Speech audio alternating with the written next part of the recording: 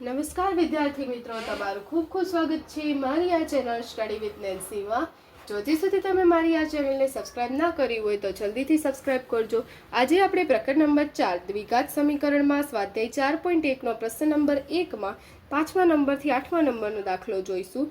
તો અહીં જો આપણને પ્રશ્ન નંબર 1 આપેલો છે કે નીચે આપેલ સમીકરણો દ્વિઘાત સમીકરણો છે કે નહીં તેમ ચકાસો. કે નીચે આપણને જે સમીકરણ આપેલા છે એ દ્વિઘાત સમીકરણ છે કે નહીં તે ચકાસવાના છે. તો આની આગળના વિડીયોમાં આપણે 1 થી 4 દાખલા જોયા હતા, તે પણ તમે ના જોયા હોય તો જરૂરથી ચેનલમાંથી જોઈ શકશો. આજે આપણે 5 થી 8 જોઈશું. તો એમાં આપણે શું કીધું છે, દ્વિઘાત સમીકરણ નીચે બને છે કે નહીં આપણે ચકાસવાનું છે.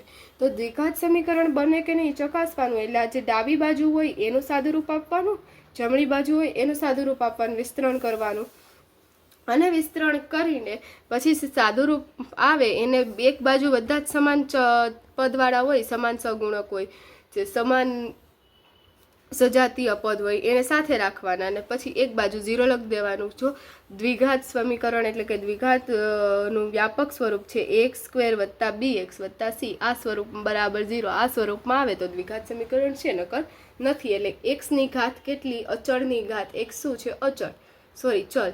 એક શું છે, ચલ છે, તો ચલની 2 ઘાત આવવી જોઈએ. તો એને આપણે શું કહીશું, દ્વિઘાત સમીકરણ, જેમાં ચલની 2 ઘાત હોય. તો આનું સાદુરૂપ આપીએ. 2x - 1 ને આપણે આ કૌંસ હારે ગુણવા છે તો પહેલા 2x ને x - 3 હારે ગુણશું, પછી -1 ને x - 3 હારે ગુણશું. એટલે 2x × x કરીએ એટલે શું થાય, 2x² થાય. હવે 2x × -3 કરીએ તો 3 દુ 6 - 6x. હવે -1 × x કરીએ તો -1 × x કેટલા થશે, -x થાય. હવે -1 × 3 તો 1 તેરી 3 માઇનસ પ્લસ એટલે +3 બરાબર x + 5. હવે આનું સાદુરૂપ આપવાનું છે x + 5 x - 1. તો પહેલા x ને x - 1 સાથે ગુણશું, પછી 5 ને x - 1 સાથે ગુણશું તો x × x કેટલા થઈ જશે, x² થઈ જશે. પછી x × -1 એટલે -x થઈ જશે. હવે 5 × x એટલે +5x થઈ જશે. હવે 5 × 1 તો કેટલા થઈ જશે, -5 આવશે, કારણ કે એકની આગળ માઇનસ નિશાની છે. હવે તમે જોશો, હવે -2x² છે, અહીંયા x² વાળું એક પદ છે તો આપણે સાથે લઈએ 2x². હવે અહીંયા +x² છે, આ બાજુ આવશે તો -x². -6x - x, તો આનું સાદુરૂપ શું થાય કે 6 ને 1 પ્લસ એટલે 6 ને 1 કેટલા થશે, 7. પણ કેવા 7, -7 એટલે -7x. હવે આ 5x +5x - x, તો એને આ -x છે, બીજી બાજુ આવશે એટલે +x થઈ જશે. અહીંયા +5x છે, બીજી બાજુ આવશે એટલે -5x થઈ જશે. હવે અહીંયા +3 છે, અહીંયા -5 છે, -5 બીજી બાજુ આવશે એટલે +5 થઈ જશે. બરાબર, અહીં બધું જ આ પદ આપણે બીજી બાજુ લઈ દીધા એટલે અહીંયા શું આવી ગયું, 0 આવી ગયું. હવે પાછું સાદુરૂપ આપીએ. 2x² - x², 2 માંથી 1 જાય એટલે 1x² આવશે, માઇનસ. હવે 7x + x - 5x, તો માઇનસ વાળા પદનો પહેલા સરવાળો કરી દઈએ તો 7 ને 5 કેટલા થઈ જશે, 12 એટલે -12x પ્લસ આ x નું એમ લખી દીધું. પછી 3 ને 5 કેટલા થઈ જશે, 8 એટલે +8 બરાબર 0. હવે આનું સાદુરૂપ આપીએ તો x² માઇનસ પ્લસ શું થઈ જશે, -12 માંથી 1 જાય એટલે 11 - 11x + 8 બરાબર 0. તો આ તમે જોશો, આ પહેલું આ જે ચલ છે, ચલની 2 ઘાત આવી ગઈ એટલે આ શું થઈ ગયું, દ્વિઘાત સમીકરણ છે. એટલે આપણે લખી દઈશું. માટે આપેલ સમીકરણ દ્વિઘાત સમીકરણ છે, દ્વિઘાત સમીકરણ છે. હવે એના પછીનો છઠ્ઠો દાખલો આપેલો છે. છઠ્ઠો દાખલો x² + 3x + 1 બરાબર x - 2 આખાનો વર્ગ. તો હવે આનું તો આપણે સાદુરૂપ આપવાની જરૂર નથી, એને એમને લખી દઈએ x² + 3x + 1 બરાબર. હવે આનું સાદુરૂપ આપવાનું છે, આ સ્વરૂપમાં છે a - b હોલ સ્ક્વેર બરાબર a² - 2ab + b². આ સ્વરૂપમાં છે. આ જે નિત્યસમ છે એને આપણે ફેરવી દઈશું. આ વિસ્તરણ છે, તો આ રીતે આપણે આનું વિસ્તરણ કરવાનું છે. તો x² એટલે શું થઈ જશે, x² માઇનસ 2a × પહેલું પદ પછી બીજું પદ. તો પહેલું પદ કેટલું છે, x, બીજું પદ શું છે, -2, પણ એને આપણે ખાલી 2 લખીશું. હવે 2 બીજા પદનો વર્ગ એટલે કેટલું થઈ જશે, 4 થઈ જશે. પછી x² + 3x + 1 બરાબર x² હવે 2 દૂને 4 એટલે -4x પ્લસ 4. હવે x સ્ક્વેરને બીજી બાજુ લઈ જઈએ એટલે x square minus x square plus 3x. હવે -4x ને બીજી બાજુ લઈ જાવ એટલે પ્લસ 4x થઈ જશે. હવે અહીંયા +1 -4 ને બીજી બાજુ લઈ જાવ એટલે -4 થઈ જશે. અહીંયા કાંઈ નથી વધ્યું એટલે 0 બરાબર 0. એક્સ સ્ક્વેરમાંથી એક્સ સ્ક્વેર જાય એટલે એક્સ સ્ક્વેર કટ થઈ ગયા, અહીંયા 0 આવી ગયું. હવે 3x વત્તા 4x 7x વત્તા, હવે અહીંયા શું છે વત્તા 1 -4 તો પ્લસ ઓર માઇનસ થશે. 4માંથી 1 જાય એટલે 3, પણ કેવા 3? -3 બરાબર 0. 7x - 3 બરાબર 0. હવે અહીં જો એક્સની કેટલી ઘાત છે? 1 ઘાત છે એટલે સુરેખ સમીકરણ બન્યું. દ્વિઘાત સમીકરણ બનશે નહીં એટલે આપણે લખી દઈશું આપેલ સમીકરણ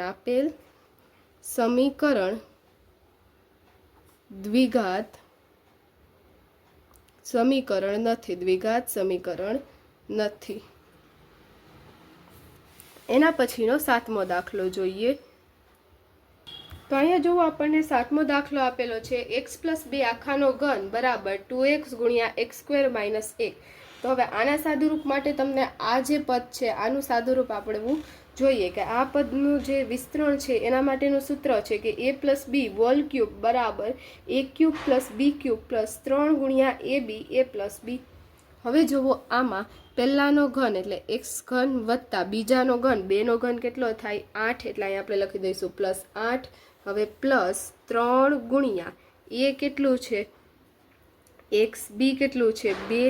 હવે a + b એટલે x + 2 કૌંસમાં x + 2 બરાબર આનો આપણે સાદુરૂપ આપીએ તો 2x × x² કેટલા થઈ જશે? 2x³ થઈ જશે. આની 1 ઘાત આની 2 ઘાત 3 ઘાત થઈ ગઈ માઇનસ. હવે 2x - 1 તો માઇનસ આવશે 2x થઈ જશે. હવે x³ +8 વત્તા, હવે આનો ગુણાકાર કરીએ 3 × x × 2 એટલે 3 દુ કેટલા થઈ જશે? 6x. અહીંયા 3 દુ 6 અને પાછળ x એટલે 6x થઈ ગયું ગુણ્યા x + 2 બરાબર 2x³ - 2x. હવે x³ +8 + 6x × x તો 6x² થઈ જશે પ્લસ 6 દુ ને 12 12x બરાબર 2x³ - 2x. હવે આપણે આનું સાદુરૂપ આપીએ તો આનું સાદુરૂપ આપતા એ શું મળશે? આ x³ છે 2x³ ને આ બાજુ લઈ આવીએ તો x³ - 2x³. હવે x² વાળા પદ લઈ લઈએ +6x². હવે x વાળા પદ લઈ લઈએ તો 12x. હવે -2x છે આ બાજુ આવશે તો +2x થઈ જશે. +8 બરાબર શું થઈ જશે? 0. સાદુરૂપ આપીએ તો આ ±−x³ પ્લસ 6x². હવે 12 ને 2 કેટલા થઈ જશે? 14x +8 બરાબર 0. તો અહીં તમે જુઓ એક્સની કેટલી ઘાત આવી? 3 ઘાત આવી. તો એક્સની 3 ઘાત આવી તો આ દ્વિઘાત સમીકરણ ના થઈ જાય, 3 ઘાતવાળું સમીકરણ થઈ જાય. એટલે આપણે લખી દઈશું આપેલ સમીકરણ દ્વિઘાત સમીકરણ નથી. આપેલ સમીકરણ દ્વિઘાત સમીકરણ નથી. એના પછીનો દાખલો જોઈએ.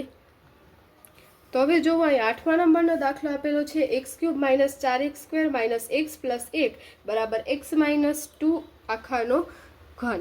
તો હવે આમાં આપણે પહેલા પદ તો આપણને સાદુરૂપ આપેલું જ છે એટલે એમાં આપણે આપવાની જરૂર નથી. x³ - 4x² - 1 + 1 એને એમને લખી દઈશું. હવે આના સાદુરૂપ માટેનું ઉપરના જેવું જ સૂત્ર છે, ખાલી પ્લસની જગ્યાએ માઇનસ આવશે કે અહીંયા a - b હોલ ક્યુબ છે તેનું સૂત્ર શું થાય? a³ - b³ -3ab × a - b. તો હવે અહીંયા a³ એટલે x નો ઘન માઇનસ b³ એટલે 2 નો ઘન કેટલો થશે? 8 થશે. 2 × 2 × 2 8 થાય -3 ગુણ્યા a કેટલું છે? x, b કેટલું છે? 2. હવે a - b એટલે x - 2. સાદુરૂપ આપીએ x³ - 4x² - x + 1 બરાબર x³ -8. હવે 3 × 2 6 થઈ જશે. કેવા 6? માઇનસ આઈ માઇનસ નિશાની છે એટલે, અને પાછળ x લગાડી દઈશું. 3 દુ 6 × x એટલે 6x થઈ જશે. હવે એને ગુણ્યા x - 2 આને -2 આઈને ગુણવાનું છે. તો હવે x³ - 4x² - 1 + 1 બરાબર x³ -8. હવે -6x × x તો કેટલા થઈ જશે? -6x². હવે -6x ગુણ્યા 2 તો 6 દુ કેવા થાય 12 થાય, પણ એ માઇનસ માઇનસ પ્લસ થઈ જશે એટલે +12x થઈ જશે જવાબ આપણો. અને હવે આપણે એક સાઈડ એક સમાન ચલવાળા પદ આપણે એક બાજુ લઈ લઈએ તો અહીં x³ વાળું પદ તેમ જ કટ થઈ જશે. અહીં x³ હું બીજી બાજુ લઈ જઈશ એટલે અહીંયા +1, અહીંયા શું હતું +x³ હતું, અહીંયા +x³ હતું, બીજી બાજુ જાય એટલે -x³ માંથી x³ જાય એટલે 0 એટલે કટ થઈ જશે એટલે -4x². હવે -6 તો બીજી બાજુ આવશે એટલે +6x², -x, હવે +12 હતા તો -12x, +1, આ બાજુમાં 8 છે, બીજી બાજુ જશે એટલે +8 થઈ જશે. અહીં -8 હતા, બીજી બાજુ જાય એટલે +8 બરાબર આ બાજુ શું વધ્યું 0. હવે આનું સાદુરૂપ આપી દઈએ, 6 માંથી 4 જાય એટલે કેટલા વધશે 2x². હવે માઇનસ માઇનસ પ્લસ, 12 ને 1 13, -13x. હવે 1 ને 8 કેટલા થઈ જશે 9 + 9 બરાબર 0. તો અહીં તમે જોશો એક અચલ, આ જે ચલ છે એની 2 ઘાત આવી ગઈ એટલે દ્વિઘાત સમીકરણ બનશે. એટલે આપેલ સમીકરણ શું થશે દ્વિઘાત સમીકરણ બનશે. આપેલ સમીકરણ દ્વિઘાત સમીકરણ છે, દ્વિઘાત સમીકરણ છે. તો આ જોવો આપણે 8મા દાખલાનો જવાબ આવ્યો. અહીં આપણો પ્રશ્ન નંબર 1 પૂર્ણ થાય છે. જો તમને વિડીયો પસંદ આવ્યો હોય તો લાઈક શેર સબસ્ક્રાઈબ કરજો. જો હજી સુધી તમે મારી આ ચેનલને સબસ્ક્રાઈબ ના કરી હોય તો જલ્દીથી સબસ્ક્રાઈબ કરજો, જેથી તમને મારા બધા જ વિડીયો સૌની પહેલાં મળી રહે. Thanks for watching.